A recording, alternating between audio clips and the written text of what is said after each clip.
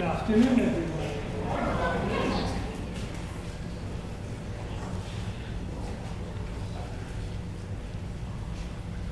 Just before I begin the lecture, just to say that for those of you who are unaware, the esoteric teachings which I embrace are referred to as the ancient wisdom, or sometimes as the wisdom teachings.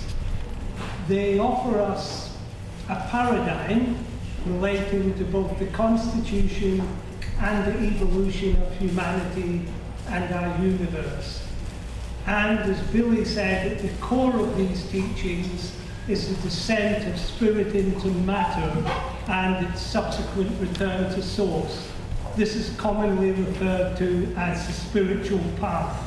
And I'm going to spend probably 40 to 50% of this lecture talking about the spiritual path.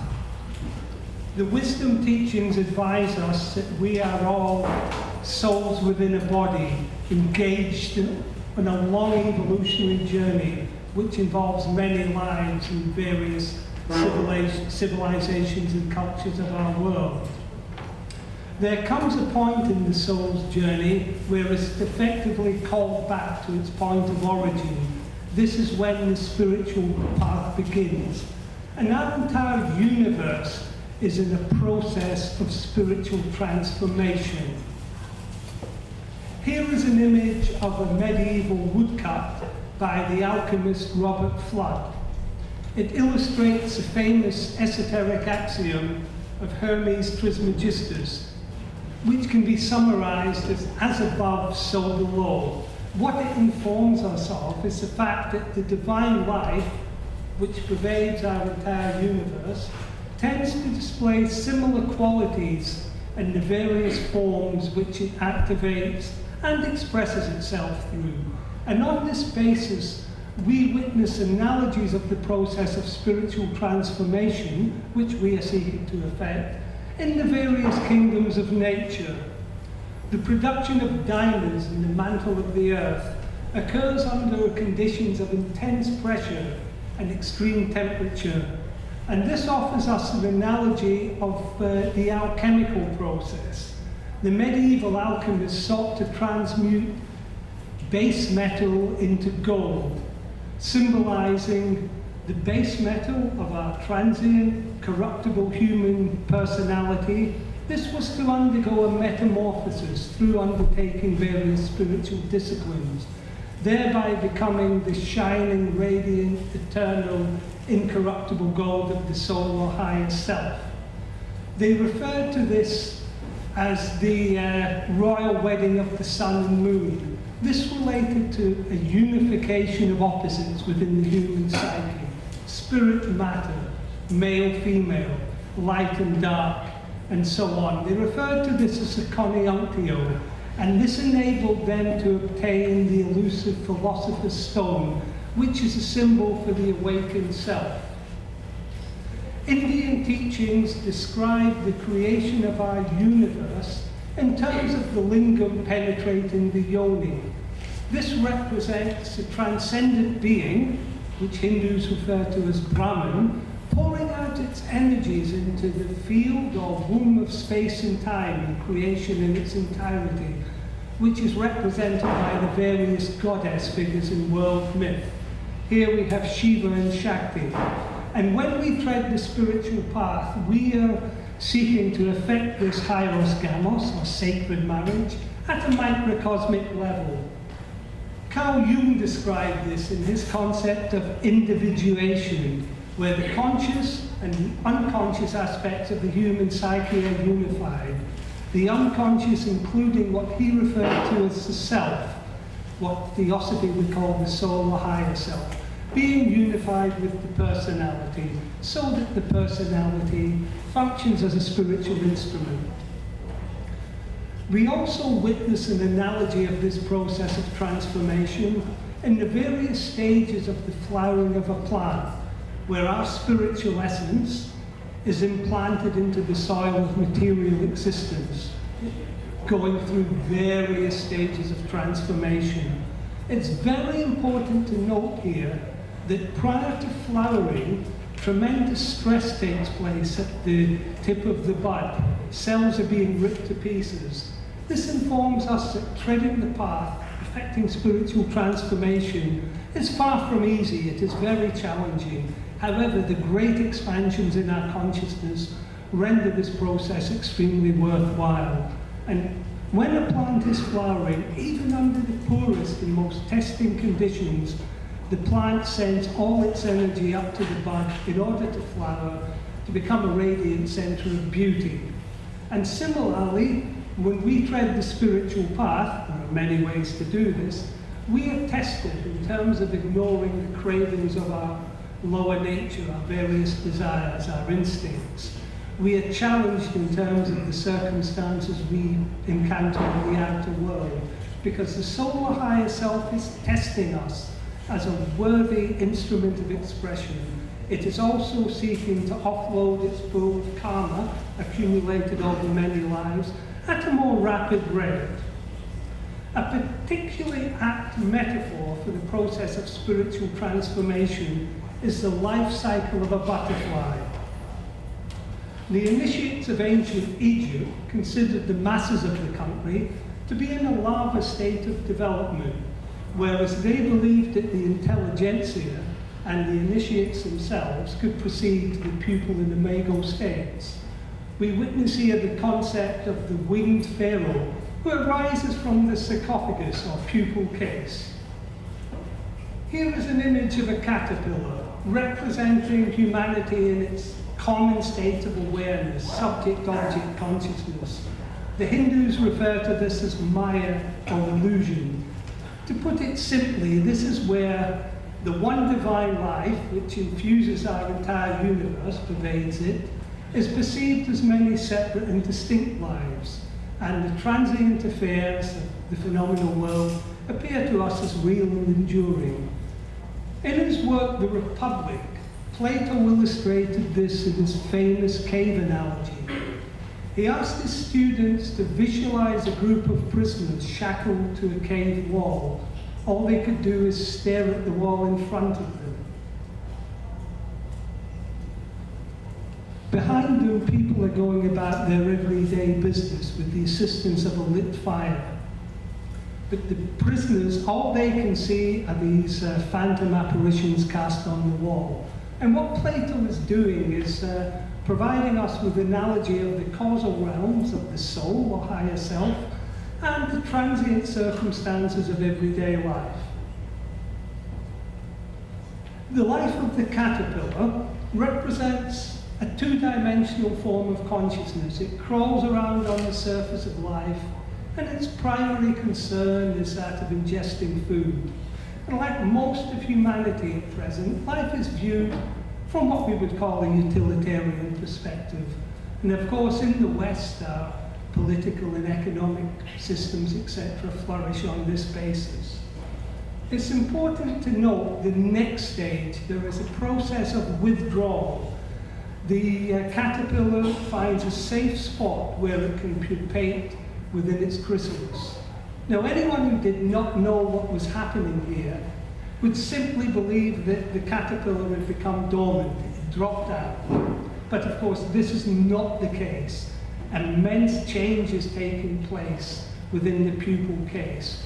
A change which will allow the caterpillar to penetrate into new and higher dimensions.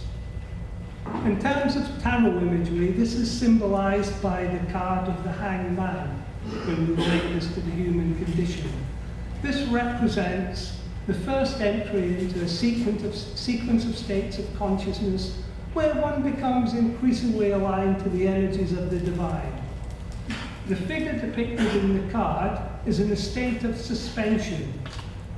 The legs are in the shape of a full-foot cross or swastika, which represents the divine energies which underlie our physical world. And the figure is reversed, symbolizing a suspension of one's ordinary state of consciousness due to the attainment of a higher, spiritually based level of awareness. In Norse myth, Odin is suspended on the cosmic ash of Yggdrasil, seeking to ascertain the secrets of the runes. These are the structuring and conditioning agents of evolution, which Carl Jung referred to as archetypes, or divine ideas. And an understanding of the archetypes enables one to access and interact with their energies and become a spiritual agent, so to speak. When Odin sought to acquire the secrets of the runes, he was seeking to access and express their magical qualities, doing this for the benefit of the gods and humanity. And it's important to bear in mind, when we tread the spiritual path, we do it for humanity, the evolution of the planet and our universe. It's not a selfish thing in any shape or form. So returning to the butterfly, just as the world of the butterfly is incomprehensible to that of the caterpillar, similarly, the state of being of the spiritual master, or one who has attained very high levels of consciousness, the Hindus would call this samadhi, the Buddhist nirvana, Zen satori, or here in the West we call it cosmic consciousness. But for someone who has yet to glimpse reality beyond the basic subject-object consciousness, this is meaningless. Returning to Plato's cave, the butterfly symbolizes one who has removed their shackles, turned around, and being able to see what is giving rise to the shadows on the wall. They are conscious at the level of the soul. And taking the analogy further, Plato said, what if someone could then tread upwards out of the cave to confront the sunlight of their spiritual essence, what theosophers call the monad? Of course, they would have a very, very different impression of what life was all about. And then Plato said, what if they then had to take their place again, shackled to the wall with their fellow prisoners, and they tried to explain what reality actually was? And of course, this is a challenge which has faced all the great spiritual masters throughout the ages in trying to make humanity aware of the higher worlds and the reason for our existence.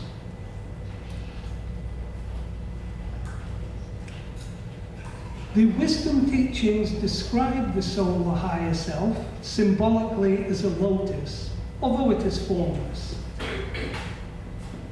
They represent it as a lotus in the process of unfolding petals of knowledge, love, and sacrifice. And this takes many lives upon the wheel of rebirth. And this process is only complete when the soul has learned every lesson that life in the physical form has to offer. It takes many lives, and initially, through the factor of the desire, the soul wants to engage with the material world, wants to experience all it has to offer. And then there is a point of turning back. That is when the spiritual path beckons. When the soul has reached saturation point in terms of its involvement with the material world. We say that, or the wisdom teachings rather, say we are here to develop spiritual staying power, to demonstrate this. What does this mean? It relates to our ability to radiate and express our spirituality regardless of whatever life throws at us or what circumstances we are cast into. And this, of course, can be a very challenging process.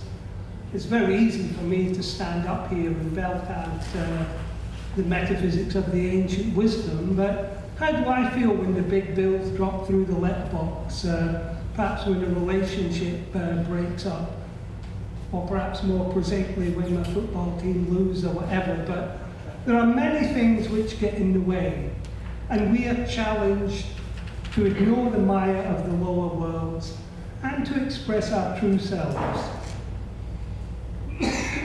Sorry.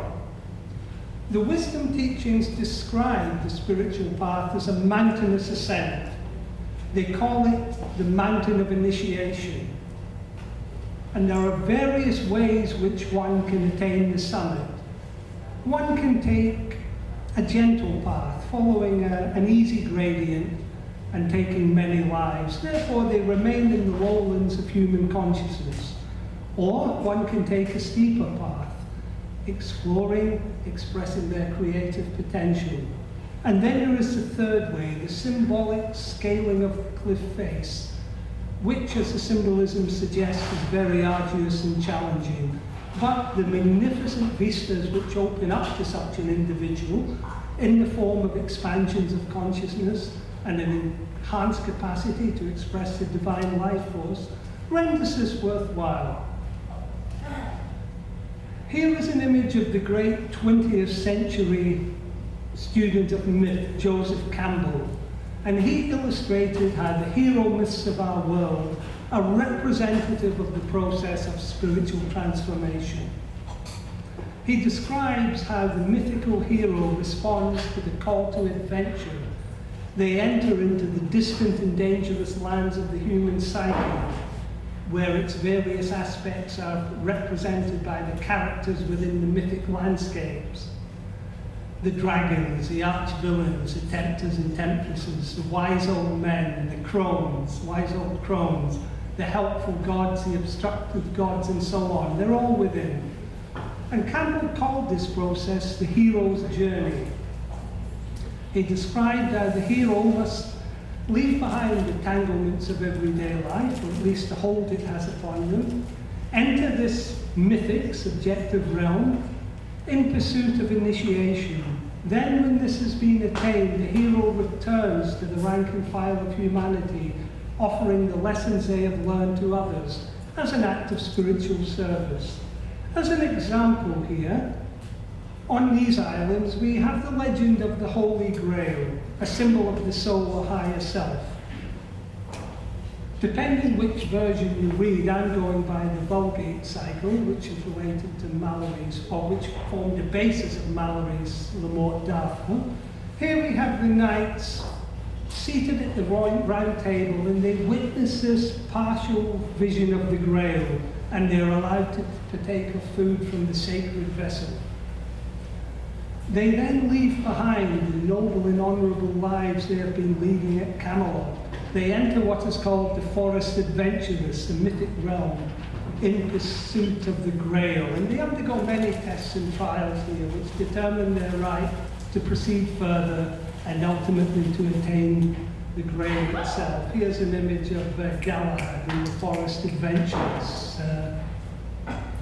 And it is very symbolic of one experiencing what the wisdom teachings call divine unrest, where the affairs of the outer world are no longer enough. Previously, they have formed the basis of one's endeavors, but suddenly that outer world fails to motivate one in the same way, begins to lose its fascination, and that is when the inner journey, or hero's journey, the spiritual path beckons. In the Grail legend, when the Grail is attained, we're informed that the maimed king or fisher king, depending which version you read, is then healed. He has been wounded in the thighs, although that's usually considered as a euphemism for the genitals. He's rendered impotent, and his kingdom becomes a wasteland because he cannot engage in sovereign union with the land. And the maimed king is representative of our spiritual essence, what the wisdom teachings call the monad. As spirit, we are effectively wounded or handicapped by this physical incarnation. It represents a great test for us to access and express our spiritual potential. And the attaining of the Grail, the soul or higher self, the healing of the maimed king, and redemption of the wasteland is a beautiful illustration of the spiritual path. In Vedic myth, we have the hero Indra slaying the dragon Vritra, allowing the monsoons of knowledge to break, irrigating the land. It's another symbol of the same thing. In Greek myth, after the Trojan War, in the Odyssey, Odysseus is called back to Ithaca, his point of origin. He undergoes many adventures. Then when he reaches the island, he finds his wife Penelope is being pursued by 108 suitors. This is another wasteland situation. The suitors symbolizing aspects of ourselves which we must eliminate or transform. He does this, then the sacred marriage occurs. So when we tread the path, we are responding to this call to adventure. This commonly occurs after we experience divine unrest, where there's a feeling of disillusionment about our life in the material world. In my own case, my call to adventure came in my early 20s. I had a government job. I was earmarked for a series of promotions, and I would think to myself, my God, is this all life is about? I just cannot see me doing this. Coming from a working class background, I had no horizons beyond my local environment. I was thinking, my God, how am I going to cope? And then I was in London on holiday with my girlfriend in Selfridges, which would no doubt have been her idea, and we came across a set of tarot cards, and I'd always had an interest in these things, so I started picking them up. Then this very large, well-dressed American gentleman, it looked like he came from Florida, he had this off-white linen suit. He whispered in my ear, are you interested in these cards? And as a young man, I was quite immature. I didn't have great social skills. I was sort of going, oh, well, yes, sort of. And he said, the symbology is very good in terms of spiritual development. It's very useful. Spiritual development, it's a very good thing to get into. And that planted a seed. Then a couple of nights later, we came across the mystery shop in Covent Garden. And I said to my girlfriend at the time, yeah, this is what my life's about. I know what it is now. And she said, this is fascinating, but wouldn't everything else seem very minor and disinteresting if you got into all that? And I said, well, that's easy for me because I feel that way anyway about everyday life. And that was my effective call to adventure. And of course, my life has been a lot more challenging since then in terms of karma, in terms of proving myself as a worthy spiritual instrument. The process is very much ongoing. But when we tread the path, we say that the journey is the goal. It is the experiences along the way which enable us to develop and grow. And even if our lives become more challenging, this is representative usually of a signpost on the path. The soul is taking us seriously. It's an opportunity for us to learn, to develop and to grow. Now, where does astrology come into all this?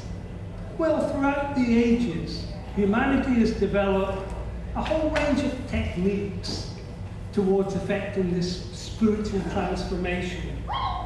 The wisdom teachings refer to these as keys to the mysteries. These keys synthesize the content of the religious and esoteric teachings and make them applicable to contemporary life.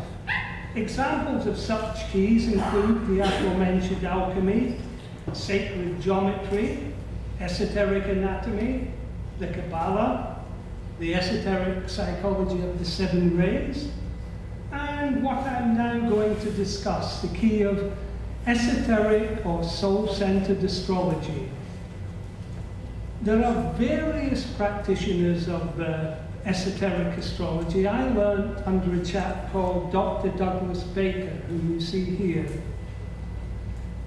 He developed this as a continuation of the work of Carl Jung, in that archetypes or divine ideas are represented within the human psyche as symbols.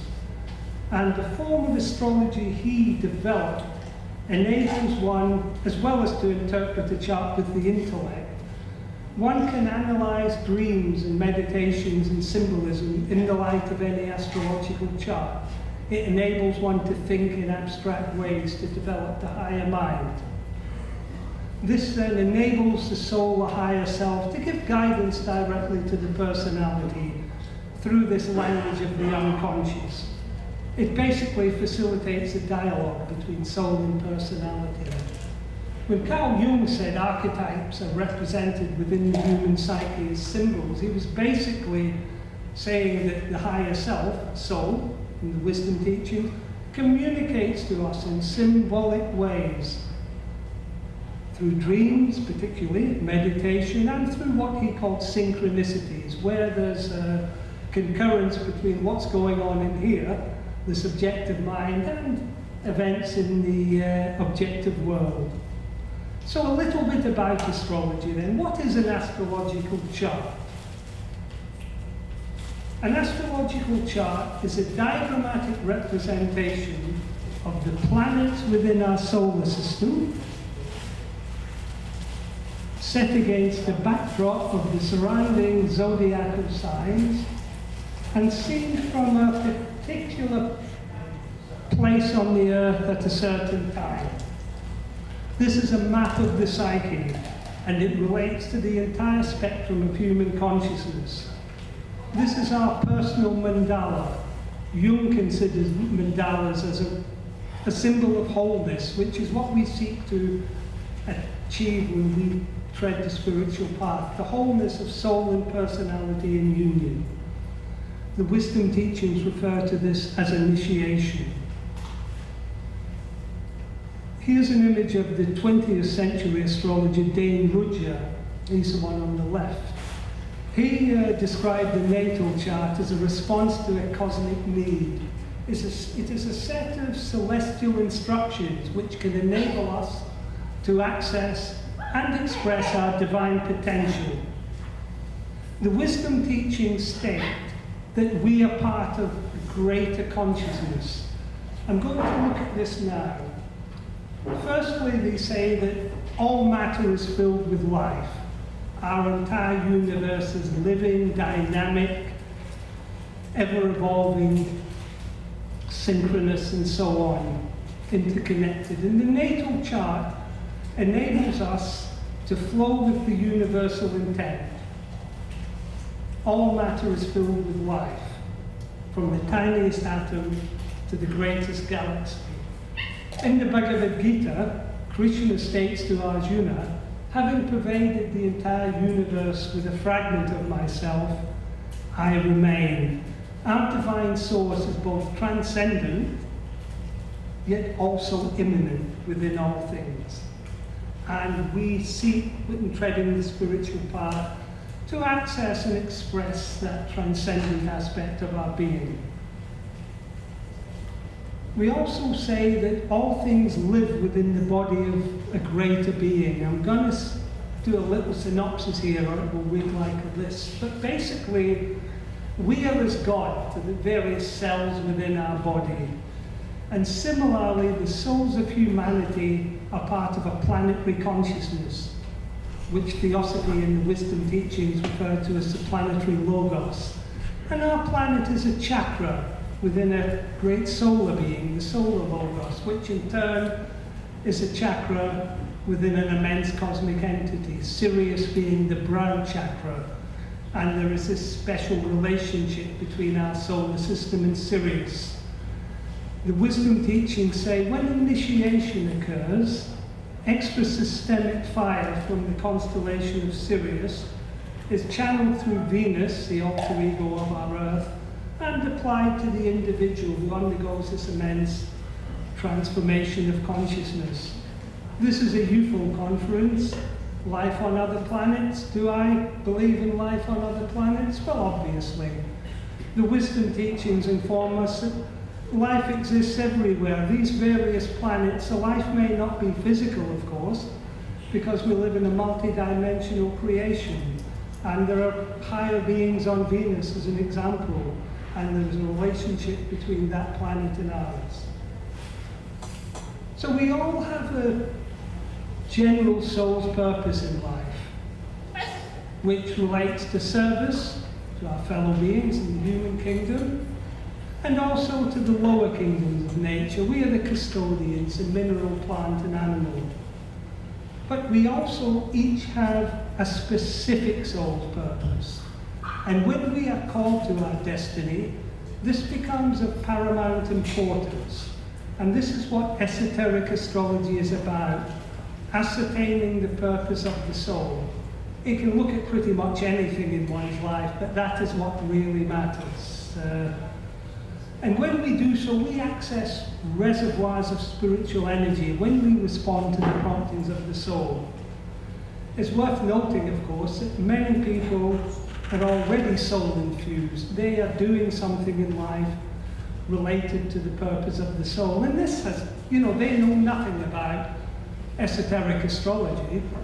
However, there are many people who become depressed, become ill, disillusioned, because they are not expressing the intent of the soul. So the soul withdraws some of its energy. And the astrological natal chart, interpreted from an esoteric perspective, reveals the purpose of the soul and various aspects of our psyche which can help this process, and others which we have to work on as they may hinder us. And of course, this soul's purpose, it doesn't have to be something glamorous. It might just be something within the individual that requires correction, which is holding back, serving as an impediment to their spiritual growth. It might be a particular attachment to something, a particular habit that they have, and it might not sound very much, but to perhaps overcome that represents a very significant victory in this long evolutionary journey of the soul. So we're now going to have a look at the principal components of an astrological chart. Are there any astrologers in the audience apart from Morel? Okay. The planetary rulers differ on the whole in esoteric astrology, just to make you aware, so in case you think I've gone a bit nuts when I start talking about rulership. But we have, I'm going backwards, planets, signs and houses. And these form the basis of chart interpretation. They're the fundamental constituents. Them and the resultant dynamics are reflected within the psyche of the subject and their relationship with the outer world. We also have what are called planetary aspects, or geometrical angles between planets, which are also important. These are derived from numerological principles. But we use the analogy of a school in describing the natal chart and these principal factors. And of course, we are here to learn, to develop this spiritual staying power. We say that the planets represent the teachers within the school, the signs the lessons, and what we call the houses, the classroom. Now, in the example provided, this is mainly for the non-astrologers, you'll see that the chart is divided into 12 segments, 12 pieces of 5. These are called the 12 houses, 12 areas of life experience where the planets reside. The first house relates to Aries and its esoteric ruler Mercury. It rules our mind, our attitudes, how we ascribe meaning to life. The second house, Taurus, our values, our resources, psychological, financial. The third house, Gemini and Venus, our brothers and sisters, our immediate environment, learning processes, and so on. I'm keeping it simple. What's the black one? Well, they are still houses as well. It's just there are no planets there. But that's not to say that those affairs are not active in the person's life.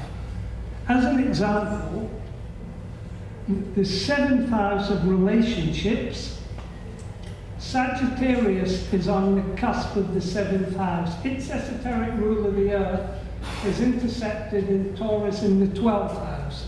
Sagittarius on the cusp of the 7th house implies that the best partner for the individual is someone more spiritually advanced than they are, what we would call an elder brother or sister. Although Sagittarius also relates to where there is a lack of psychological integration. So one may have a tendency to attract partners of a similar nature, perhaps a little bit delinquent, but the ideal partner and the placement of the earth in Taurus suggests someone can serve as a metaphorical rock and also as a basis for one's esoteric endeavors, 12th house. I could go on and on. I'm just trying to keep it simple. Sorry, I'll share you've got a huge correlation. Yeah. Is that anything to do with planetary alignments? Anything to do with... Yes, of course. This is the position of the planets at the time of the subject's birth. The 6th house, health, work, service, relationship between mother and child, is very strongly emphasized. This area also rules self-analysis and purification and refinement of the personality. The intersected planets in Scorpio place a very strong emphasis upon this, but working upon oneself in spiritual service is key in this person's life. So the houses are where the planets reside. They describe the spectrum of human experience within our terrestrial sphere. So the word house is an apt one, because that's where the planets are found. And the signs, the teachers seek expression through these various houses. And the planets, they're the lessons, the teachers, the planets, also reside within the particular houses. They represent psychological drives, energies, emotions, which evoke activity.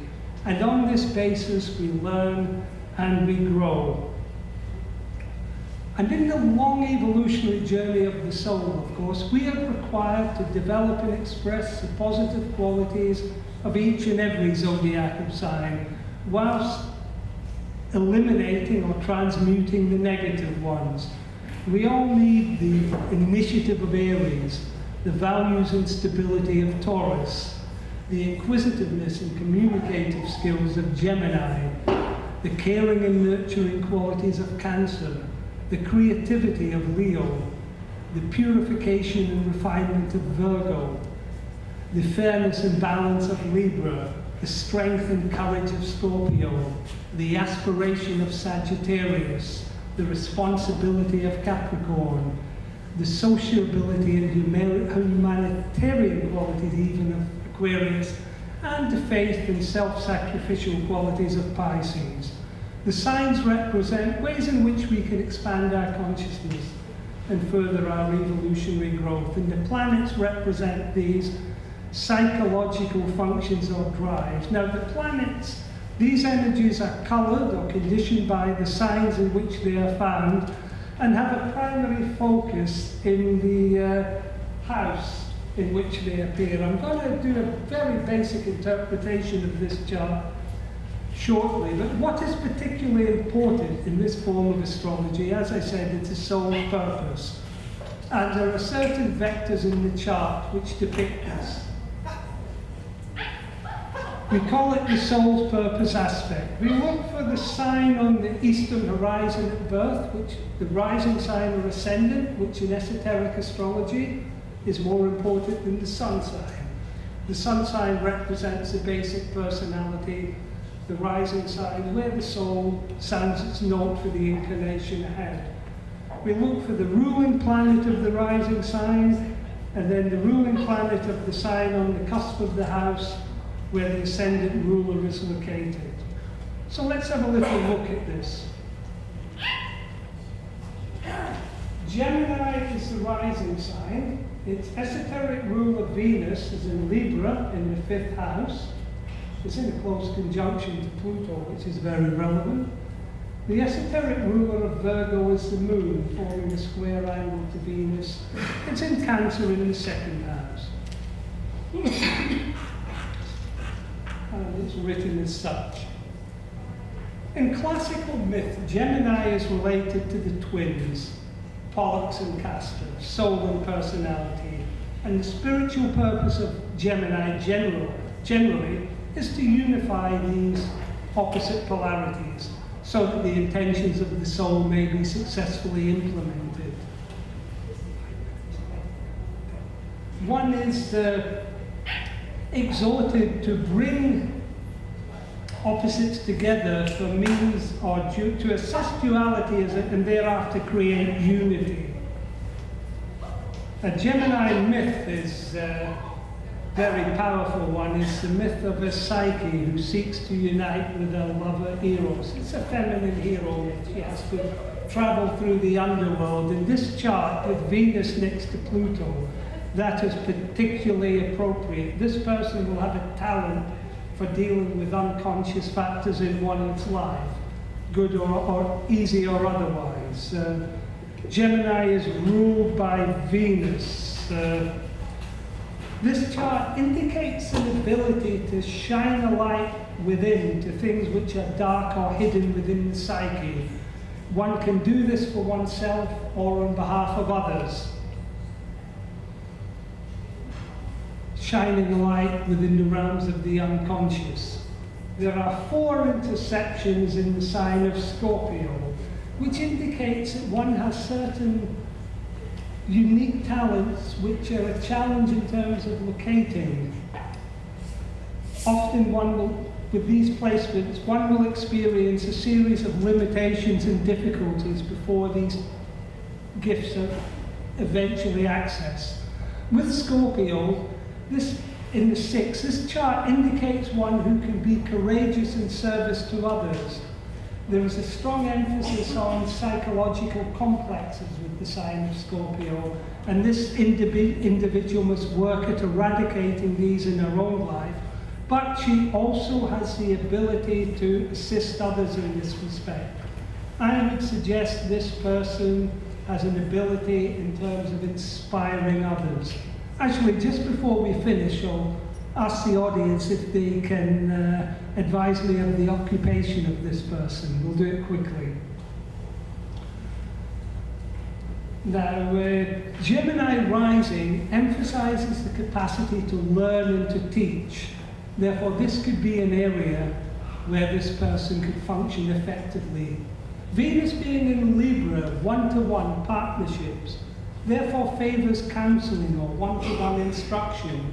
It is in the 5th house which rules children, so one may teach children or perhaps teach people who metaphorically are like children to oneself.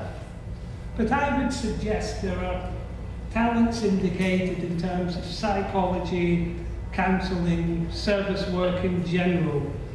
Venus being in Libra, creates links. It rules bridges. That includes the link between soul and personality, which we call the rainbow bridge or Antakarana.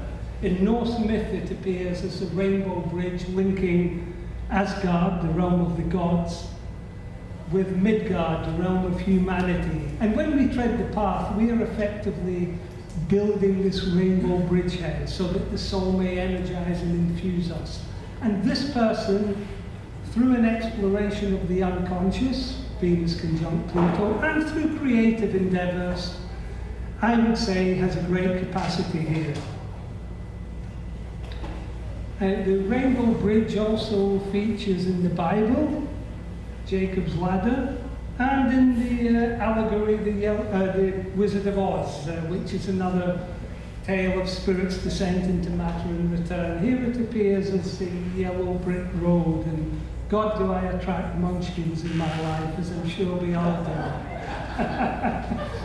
So the placement of Venus in Libra rules partners, and this emphasizes or gives an indication one will grow from relationships, but that one must recognize the true or inner partner, the soul or higher self.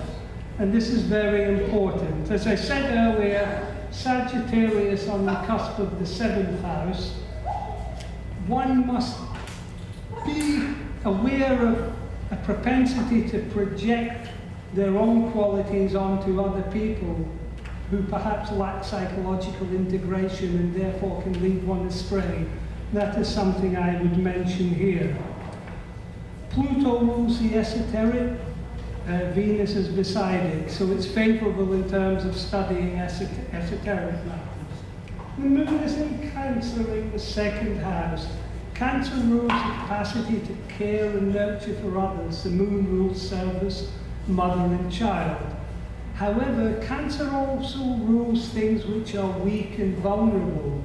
And with the combination of this and all the Scorpio planets, I would say that this person has a challenge in terms of discernment, in terms of overcoming fear, overcoming complexes. Scorpio rules the karma of recent lives. It's in the house which rules the relationship between mother and child. The moon is in the house of the mother, and this person advised me they did have a challenging life with their mother. So these are certain things I've looked at. A relevant myth here would be Hercules or Heracles and the Nemean lion, because Venus is in the 5th house of personality, associated with Leo and lions, and in the myth, the hero must enter a cave to overcome the lion of personality. We affect spiritual transformation within, and this person has Venus, the ascendant ruler, bang next to Pluto, which is the cave of the unconscious. So I mentioned about dream symbolism. I'll give you a very basic example. We say that everything on our planet is a result of the forces of astrology, is conditioned by astrological archetypes, not just our experiences, but the various forms of our world. And these can be related to astrological influences. Libra rules things which are, we call this morphology. Libra rules things which are flat. It rules layers. It rules motor cars, if you've got a good imagination. It rules books, a book on its spine. It rules cul-de-sacs, pianos, and so on. Taurus rules things which are narrow. The horns of the bull suggest a tightening, a restriction. It rules ruts and grooves. It rules pipes. It rules valleys and ravines, tree trunks, uncultivated land. Perhaps if someone had a placement Taurus in the 7th house, someone asked the soul a question, writing this in a spiritual diary, they may dream of a wooden bridge. Or if Venus is in Taurus, a lady crossing a wooden bridge. This could relate to what Carl Jung called the anima, the lady if it were a male dream. The bridge is a symbol of this rainbow bridge. And the wood of Taurus suggests it's solid, sturdy, and reliable. Of course, wood is a bundle of tubes called xylem, where energy and nutrients pass up and down the tree, which is relevant to Taurus. It rules energy. So you see how symbols can elaborate. I'm keeping it very simple, of course. But this is how this language of the unconscious is developed, providing a key to interpreting archetypes which are represented within the human psyche as symbols. There's a wisdom teaching diagram of the various planes of consciousness. Obviously, there's a two-dimensional attempt to represent something which is multi-dimensional, but it's still very useful. Here we have the personality, physical, astral, lower mental, and there's the soul, spiritual will, love, wisdom in the higher mind, and there's the Antakarana in between, which we seek to build and we tread the path. Returning to the chart, this is a dream I had, which is relevant to the constituents of the soul's purpose aspect in the chart. I'll go over it. Walking is Gemini and Venus. A moving walkway is Gemini and Venus, but as it's rotating, it's also 5th house. Airport is Libra. Carrying a baby whilst mother and child, whilst looking through a window at the plane she is to fly on. Venus is in Libra. What might this symbolize? Well, it alludes immediately, I think, of the mother and child, Christ within, Jesus and Mary, Isis and Horus. A plane would symbolize the capacity for flight in consciousness. However, the person is not yet there. They're on a moving walkway. What direction are they going in? They're looking through a window. There is work to be done. And one can go on and on with this because symbols can never be drained of their meaning. But this is how the esoteric astrologer can offer assistance to the person, both through the higher mind and the lower mind or intellect.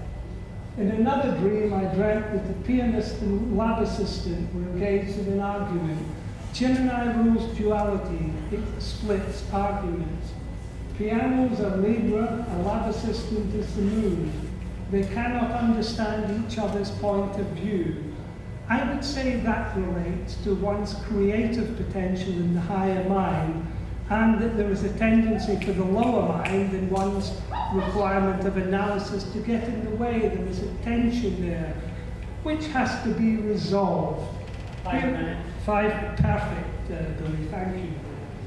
And I've timed this just right, actually. This is my own chart. About 25 years ago, when I used to go down and work for Douglas Baker, who devised this form of astrology, he gave me certain advice as to the direction I should follow in life. So when I got home, I wrote my soul's purpose aspect in a diary and thought about it, drifting off to sleep. Stuart spoke of the hypnagogic state. That can be very informative, and particularly the hypnopompic state, when one comes out of sleep. That is the perfect time for the soul to impress the personality with symbolic meaning, to offer advice. It's like cheating in your meditation because everything is still. So anyway, this is the dream I had. I'm Libra rising, Uranus is in Leo in the 10th house, square to the Sun in Scorpio in the 1st house.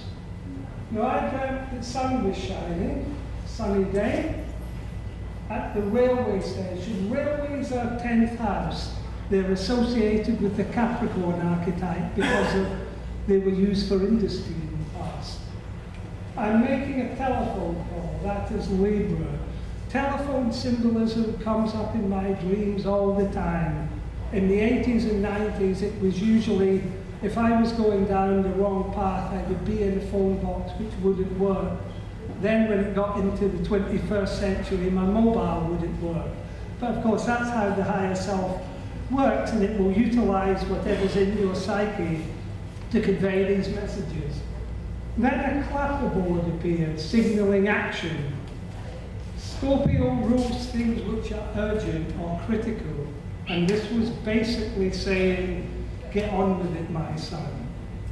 But I've tried to give a basic indication of how this particular form of astrology works, as well as giving an outline of the spiritual path. Now, if anyone's interested in an astrological reading from me, you can take one of my cards, or you can make a note there. And that's my book. Copies are on sale for £12, plug. My book, The Inner Journey. My publisher mate is a very good friend. It's very good quality paper. People may hold different opinions about the content, but it's a very good quality book. He gave me a very good price, hence I'm able to offer it at a bit lower than the average. And finally, I would like to very much thank Billy for the announcement. I would like to thank the organisers for inviting me here, particularly Alison, as she was the one who contacted me. And last but most certainly not least, I would like to thank everyone who's attended today, because it's people that make an event. So thank you very much.